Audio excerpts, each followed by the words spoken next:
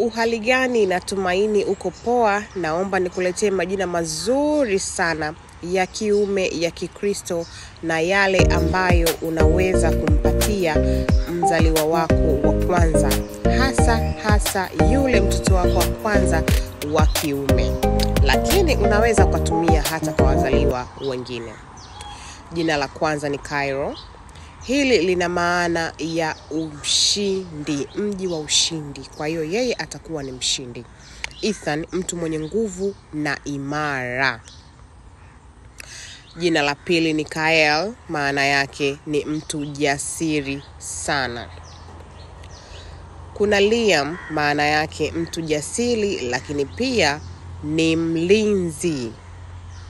Caleb, maana yake mtiifu na mwaminifu. Kwa Kiswahili wanasema Kalebo. Nathan, zawadi kutoka kwa Mungu, na ni kweli yeye ni zawadi. Zion, maana yake ni mji mtakatifu wa Mungu. Jina hili linafaa sana kwa firstborn. Andrew, maana yake ni shujaa lakini pia ni jasiri. Gabriel, maana yake huyu ni mjumbe wa Mungu ama malaika wa Mungu. Isaac, maana yake ni kicheko. Mungu ameniletea furaha. Simon, maana yake aliyesikizwa na Mungu. Mungu amesikia akakuletea mtoto wa kiume. Mark, maana yake mwenye nguvu. Christian, maana yake anayemfuata Kristo. Kaden, maana yake mtu jasiri maishani.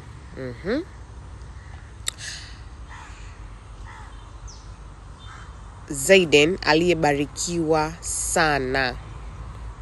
Cyrus, maana yake mwenye rehema lakini pia mwenye karama ya uongozi. Leo, maana yake simba. Hii ni ishara ya ujasiri wa kiimani. Kwa hiyo unavyompa mtoto Leo. Reign, maana yake ni utawala wa Mungu. Huu reign maana yake ni kuongoza. Kwa hiyo Mungu anaongoza. Eden, maana yake mwanzo mpya. Majina haya yote yanafaa sana kwa mzaliwa wako wa kwanza wa kiume. Arian, maana yake Mungu amenisaidia. Amiriel, maana yake mfalme wa Mungu. Kwa hiyo haya majina yanafaa sana kumpa mtoto wako wa kiume. Zanda, maana yake mlinzi wa watu wa Mungu. Nayan, maana yake aliye na upendo wa Mungu. Arden, maana yake mti wa uzima.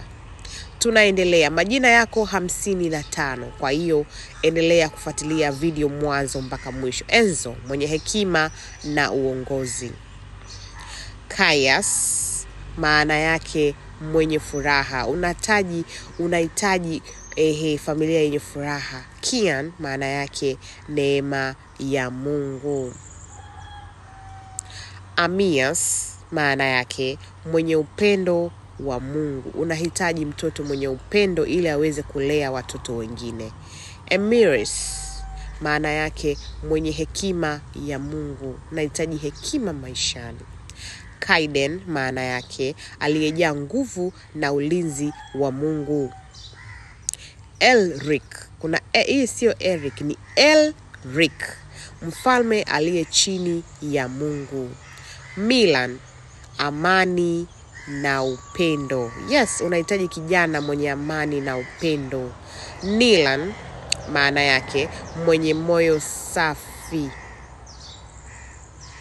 Ezion, maana yake nguvu ya Mungu. Amani, huyu anaashiria utulivu. Mtoto wa kiume anatakiwa awe mtulivu. Baran, maana yake mvua ya baraka.